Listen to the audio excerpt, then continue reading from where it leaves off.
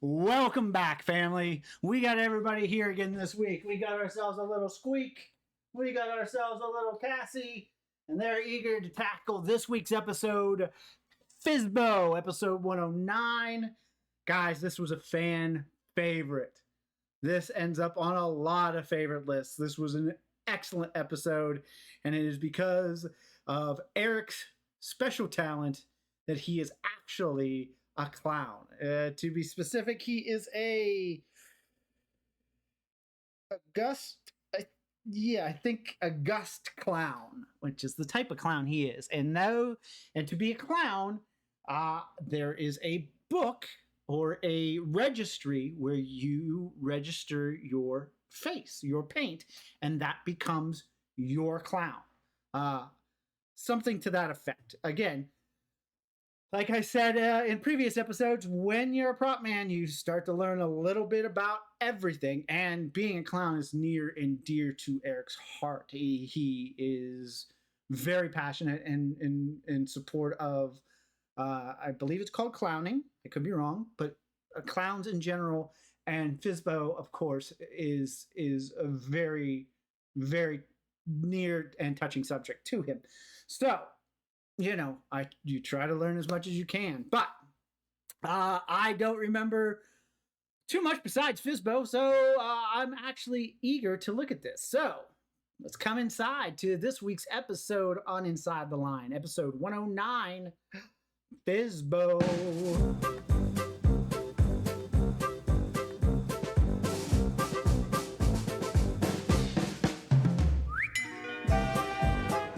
All right. Get these on. Let's get this party started, shall we? And here we go.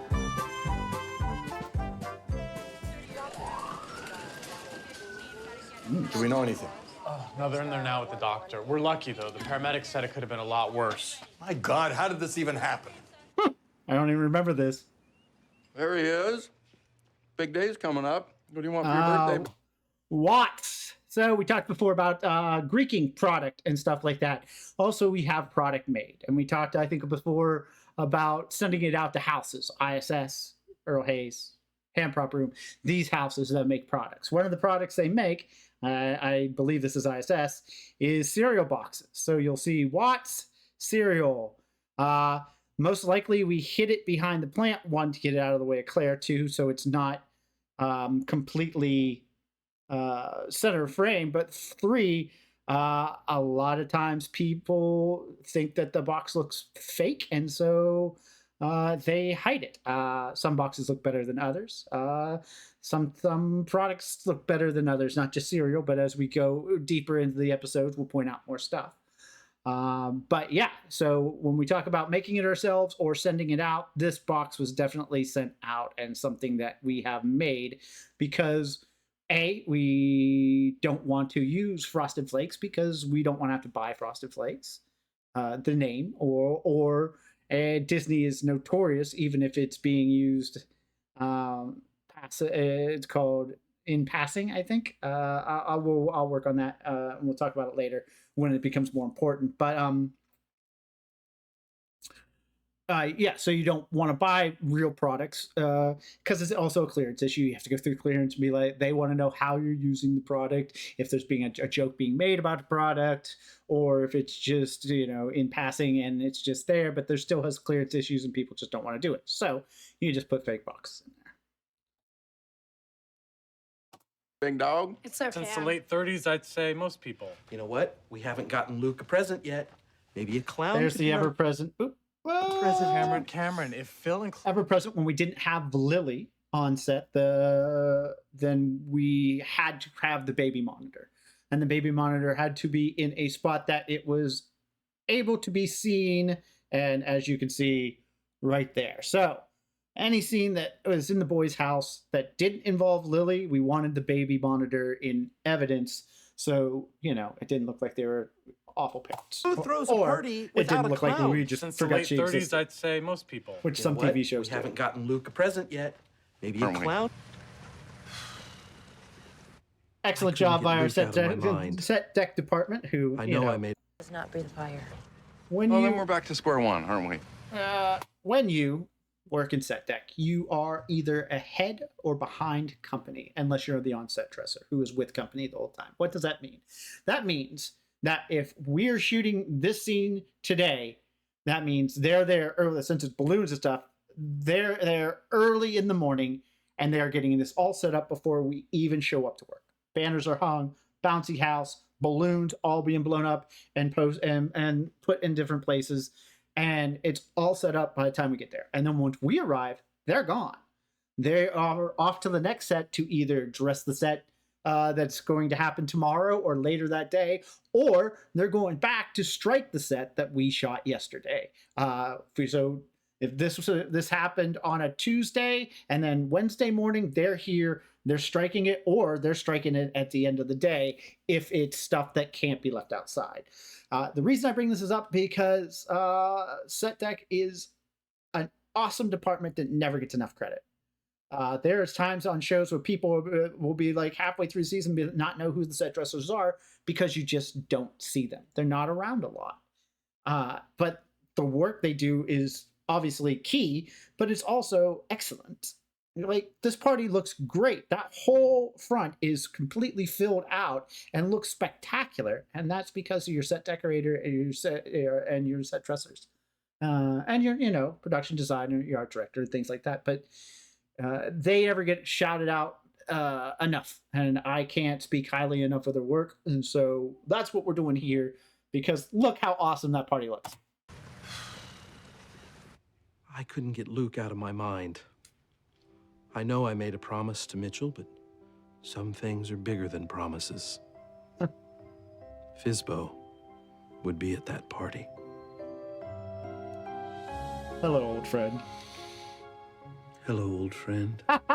So great. And the slow push in that Jason just did there. I mean, the mirror shot, the slow push in, it's still a close up, a slow push in, just excellent directing by Jason right there. A wonderful shot that was just perfectly It all timed. happened so fast. I keep thinking there was something I could have done. No, don't blame yourself.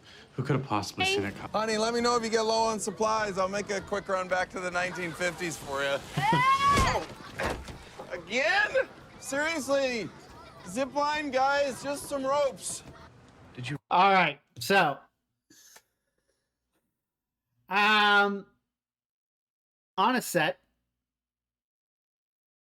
everybody has a job, everybody has a place, and it, depending on the set, is how distinctive those are. This scene is the first time I ever pitched an idea, but it was an accidental pitch. I am in the tent, and I remember Brad and Paul were there, our two writers. Paul Corrigan, Brad Walsh. Jason was there, and he had a great shot set up. He had this shot where Phil was in the frame, and he was kind of looming. It was kind of big, and it was a single of him. And we were doing the whole scene, and he took the hit, and then the scene ended, and I laughed because of the way the shot was framed. When he stood back up into it, I was like, in passing, as I went to reset, because I was resetting, I think, something on Claire's table. I said, oh no, because it was a single. I went to reset. I went to do something. And I said, in passing on my way out, it'd be funny if he got hit again. Because of the way the shot was set up, it would have been funny to have him disappear out of frame and come back. Not even thinking. Not even really paying attention to what I was saying. Just, it was an aside off my mind. I was still young and, kind of new. I leave. I come back, and Brad and Paul looked at me and said, so we pitched your idea to Jason, and I think we're going to do it. I think it's going to be funny if he gets hit again. And part of me is thinking, oh, that's cool. I added to the show a little bit. I had some fun. That's enjoyable. But a massive amount of me is thinking, I probably overstepped. It's not my job. It's not my job to pitch ideas. Now, depending on the show, our show is very open. A lot of people could pitch ideas. Now, you didn't come up and pitch ideas all the time, but there were times people were like, what do we got for this, guys? Do we have anything for this? Every once in a while, the actor might ask, the director might ask, we were an incredibly open show. We wanted the best ideas. We wanted funny ideas. That doesn't mean you go up and you pitch everything. Oh, listen to this. You're going to love this. But it did see something. If you saw something, it wasn't frowned upon if you were like, if you might have said something. Other shows are not like that. The writers are right. The directors to direct. You do props. You do prop. You know what I mean? And you could offend somebody by throwing an idea. And I didn't know what show I was on. So it taught me to understand where you were at. Luckily, it's Brad and it's Paul, and they are two of the kindest, incredible writers. You look at their episodes, you know they're fantastic writers, but they're also kind and not huge egos to be like, who's this guy pitching ideas? It was just something that slipped out that ended up making it in the episode. And I think it's funny. I think it was better. And if it wasn't funny, those two wouldn't have pitched it. You know, they would have just been like, meh, whatever, kid. And just, you know, maybe said, yeah, shut up. But they didn't. And Jason, they pitched it. I hope they took credit for it. Remember to switch the lights to the dryer. They're the ones that did it. They're gonna smell must. What did you say? Forget about it, all right? Listen, Carrot, I Great. didn't touch The you. foot dropping so do in. the smart thing. Jason Shut is your very hole, cinematic. Get in your car and drive away. Is there a problem here? What the hell are you? I'm the ass-kicking clown that'll twist you like a balloon animal. I will beat your head against this bumper until the airbags deploy. So apologize to my boyfriend right now. Apologize.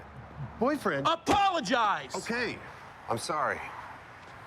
I'm sorry. The clock. Let's go. We're gonna be late. That's the right time, by the way. The right time in the script. There is nothing wrong with that scene. If you're gonna teach a class, you want to just show an excellent scene, you show that one right there. The foot dropping into the frame in that cutaway, Eric's speech, and then the the reveal of the clock at the end, the button on the joke with that clock. That is a perfect scene, and ends up being one of my favorites. Plus, bounce your head off the bumper till the airbags deploy. That may have been an Eric original too. I'm not sure if that was in the script or if that's something he came up with, but how awesome is that line? You kind of do look like Bernays bears. I'm Really? just kidding. Anyway, this is probably my Real life favorite. scorpion. Hey, jungle lady. I think one of your bugs got out. What? This one? This box thing here, it's on its side. Oh my god, where did it go? Is everything okay? No, I lost a poisonous scorpion and I need to find it. All right, so here's your non sequitur. Here's your continuity issue. Here's your miss in writing. So at the beginning of the scene, Phil's talking to her and being like, "Hey, do you have anything scary? Do you have anything dangerous?" And she's like, "No, not really. I don't. I have a bearded dragon, but no." But then as we cut into the later scene, there's a boa constrictor. There's a poisonous scorpion. So are we to assume that she left the party, got these things, and came back? Or did we just, when we were writing it, make a mistake and be like, oh, here's a funny scene, but it kind of doesn't really tie in with the later scene because there are what I would consider, what I think Phil was getting at, funny and or, more scary animals there, more interesting Okay, animals. kids, let's all tuck our pants into our socks. Today, buddy. All right, so casts. Casts are another responsibility of props. You can get some that have a hidden hinge, which you open, put the hand in, and then close. Or you just put a cast on.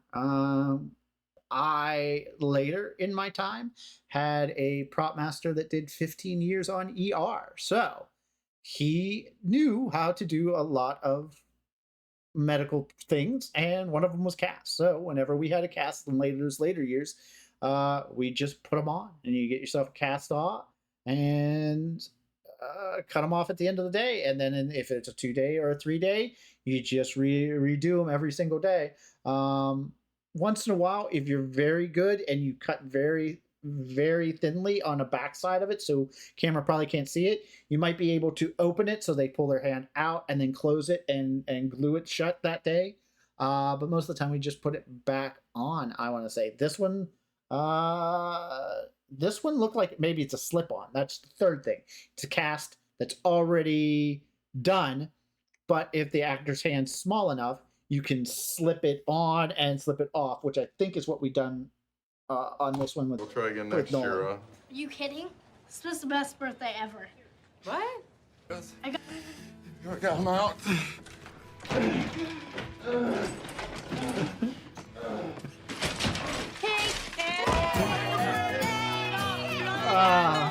And I'm sure that Kai wanted that chair at the end so he could have something to bump into on his way Bianca out. Douglas called me 3 times tonight. I'm not gonna lie to you. I'm starting to feel smothered. I really like my cast, but it's starting to itch. Good thing my mom made me this personal scratcher. That's the Oh, stuff. that's good stuff. OTFs.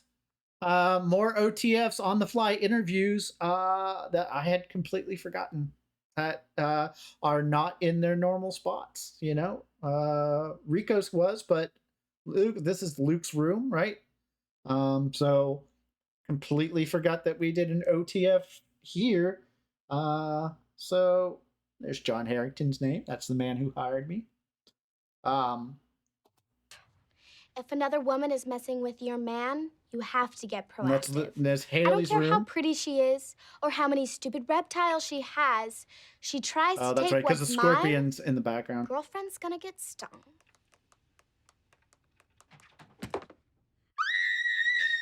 Had a great ending. What a great ending. That OTF was facilitated because we wanted in Haley's room so we could have that happen. I think it was probably scripted there. I don't know if the other one was scripted for Luke's room or just kind of an on the fly wherever we wanted it. But yeah, wow, these early episodes, I'm learning stuff. I'm learning that we had a lot more OTF spots than I thought we did at all. So there you go. You learn something new. All in all, a great episode. Obviously, a fan favorite for a reason, and also, you know, in the top of mine, especially for that first season. Man, we were hitting on all cylinders. Everything was funny. Everything was just perfectly done, and you could see Jason's kind of talent, cinematic talent, is why he went on to direct the remake of the movie Arthur. You know, he's got a good eye, and Brad and Paul wrote a great script. You know, so. All in all, great time. And we had a future star that I hadn't even known until I saw her face. I remember I was like, I knew her from somewhere. So let me know. Let me know in the comments what you thought. Hey, let me know in the comments what you liked, what you didn't like. But until we see each other again, see ya.